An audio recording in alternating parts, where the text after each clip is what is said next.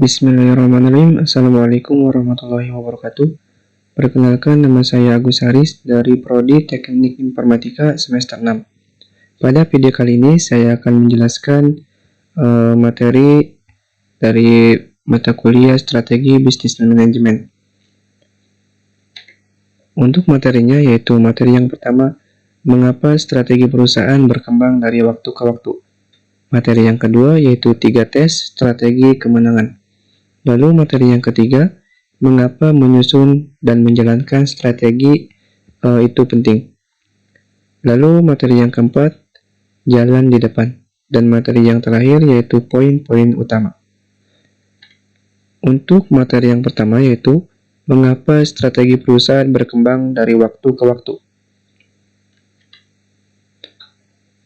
Karena daya tarik strategi yang menghasilkan keunggulan kompetitif yang berkelanjutan. Bahwa strategi tersebut menawarkan potensi keunggulan yang bertahan lama dibandingkan para pesaing. Sebagai contoh, di sini saya mengambil sampel dari perusahaan Canva. Perusahaan Canva ini memungkinkan pelaku usaha untuk membuat sebuah desain yang profesional dengan menggunakan infografis, bagan, dan juga gambar blog secara gratis. Canva ini menghasilkan uang dengan cara menawarkan icon premium untuk digunakan dalam iklannya. Lalu, strategi marketing dari perusahaan Canva, mereka menjalankan ini dengan cukup unik karena mengandalkan konten yang dibuat pengguna.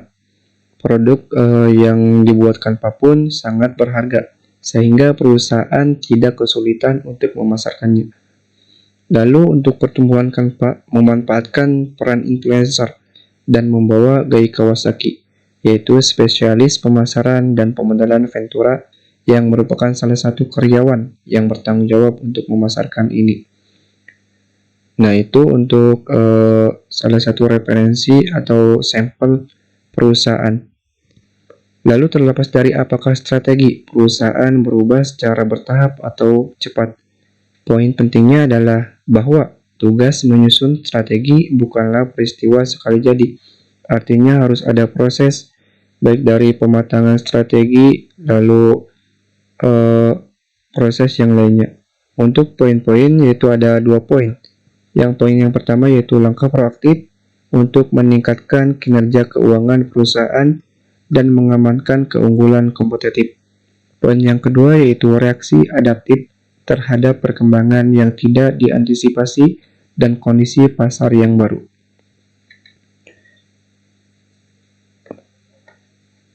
Di sebelah kiri ada gambar yang mana penjelasannya yaitu porsi terbesar dari strategi perusahaan yang saat ini berasal dari tindakan. Artinya sebagian besar sekarang adalah tindakan, yang mana sebaik apapun sebuah strategi, jika tidak ada tindakan maka tidak akan menghasilkan keunggulan atau tidak akan berpengaruh apapun terhadap strategi tersebut yang sedang berjalan, yang telah terbukti di pasar, dan inisiatif yang baru diluncurkan yang bertujuan untuk membangun keunggulan yang lebih besar dari pesaing dan lebih jauh meningkatkan kinerja keuangan.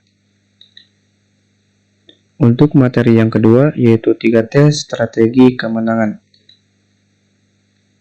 Di sini ada 3 poin yang saya rangkum. Poin yang pertama, seberapa baik strategi sesuai dengan situasi perusahaan. Untuk memenuhi syarat sebagai pemenang, strategi harus cocok dengan eksternal perusahaan dan juga situasi internal.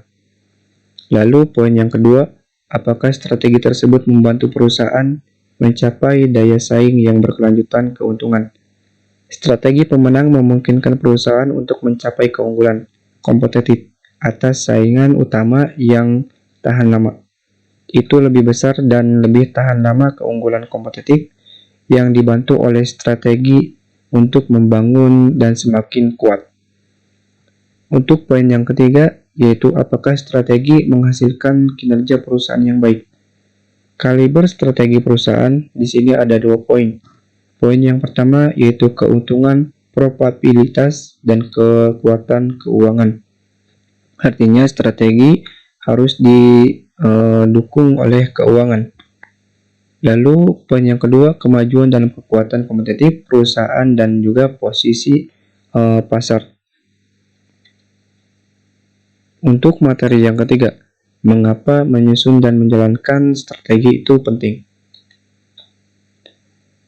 Ada 3 poin yang saya rangkum untuk peran penting strategi. Yang pertama yaitu perusahaan tidak akan mencapai peringkat teratas dalam industri atau bertahan di sana dengan strategi yang tidak logis. Artinya sebuah perusahaan harus mempunyai strategi yang logis untuk mencapai keunggulan di pasar. Jika tidak mempunyai strategi yang logis, maka perusahaan akan tertinggal dengan perusahaan yang lainnya. Yaitu strategi tidak logis, strategi meniru pun ini akan mempengaruhi pasar sebuah perusahaan ataupun usaha yang malu untuk mencoba menjadi lebih baik. Lalu poin 2, kesuksesan atau kegagalan perusahaan secara lebih mendasar daripada seberapa baik tim manajemen memetakan arah perusahaan, lalu mengembangkan langkah strategis dan pendekatan bisnis yang efektif secara kompetitif, dan mengejar apa yang perlu dilakukan secara internal untuk menghasilkan eksekusi strategi yang baik dari hari ke hari dan keunggulan operasi. Artinya di sini sebuah tim dibutuhkan untuk manajemen pemetaan, apalagi untuk tim-tim yang lebih profesional di bagian pemetaan strategi dan juga pengembangan dan pendekatan bisnis secara efektif, baik dari manajernya maupun dari tim penyusun materinya. Harus ada keterkaitan, harus ada keseimbangan, harus ada keserasian untuk menyusun sebuah strategi. Lalu poin yang terakhir yaitu semakin baik strategi perusahaan disusun, maka akan semakin kompeten strategi tersebut dieksekusi. Semakin besar kemungkinan perusahaan tersebut akan menjadi pemain yang menonjol di sebuah pasar. Lalu materi yang keempat, jalan di depan. Untuk materi yang keempat, setelah saya baca di buku hanya menjelaskan tidak ada materi yang lain, hanya menjelaskan tentang poin-poin di buku itu saja.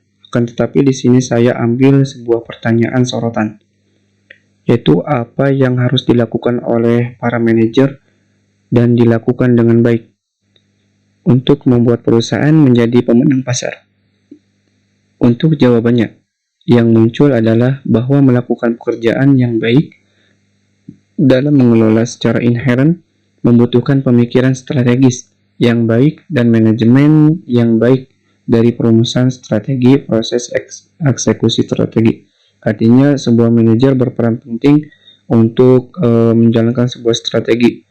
Apakah strategi itu akan baik atau tidaknya, ini tergantung dari manajernya.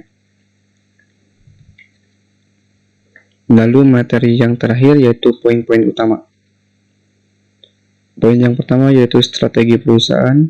Poin kedua terkait erat dengan konsep strategi. Poin ketiga dorongan utama dari strategi perusahaan. Poin keempat, strategi perusahaan biasanya berkembang dari waktu ke waktu. Dan poin yang kelima yaitu strategi yang unggul sesuai dengan situasi eksternal dan juga internal. Strategi perusahaan. Rencana permainan manajemen untuk menarik dan menyenangkan pelanggan, bersaing dengan sukses, dan menjalankan operasi, dan mencapai tingkat kinerja yang ditargetkan. Untuk terkait erat dengan konsep strategi, model bisnis perusahaan adalah cetak biru manajemen untuk memberikan nilai pelanggan dengan cara yang akan menghasilkan pendapatan yang cukup untuk menutupi biaya dan menghasilkan laba yang menarik. Ada dua elemen model sebuah bisnis perusahaan. Yang pertama yaitu proposisi nilai pelanggan, dan yang kedua yaitu formula keuntungannya. Untuk poin yang ketiga, dorongan utama dari strategi perusahaan. Untuk membangun dan memperkuat posisi kompetitif, jangka panjang, dan kinerja keuangan, perusahaan dengan bersaing secara berbeda dari para pesaing dan mendapatkan keunggulan kompetitif yang berkelanjutan atas mereka. Lalu poin yang keempat, strategi perusahaan biasanya berkembang dari waktu ke waktu, yang mana muncul dari perpaduan antara yang pertama, tindakan proaktif dan disengaja oleh para manajer perusahaan, dan yang kedua yaitu adaptif, tanggapan yang muncul terhadap perkembangan yang tidak diantisipasi dan kondisi pasar yang baru. Untuk poin yang terakhir yaitu strategi yang unggul sesuai dengan situasi eksternal dan juga internal perusahaan. Perusahaan situasi eksternal dan internal perusahaan membangun keunggulan kompetitif dan juga meningkatkan kinerja perusahaan. Mungkin itu saja materi yang saya sampaikan. Materi ini saya ambil semua dari buku textbook yang dibagikan di grup kelas. Mohon maaf bila ada kesalahan. Wassalamualaikum warahmatullahi wabarakatuh.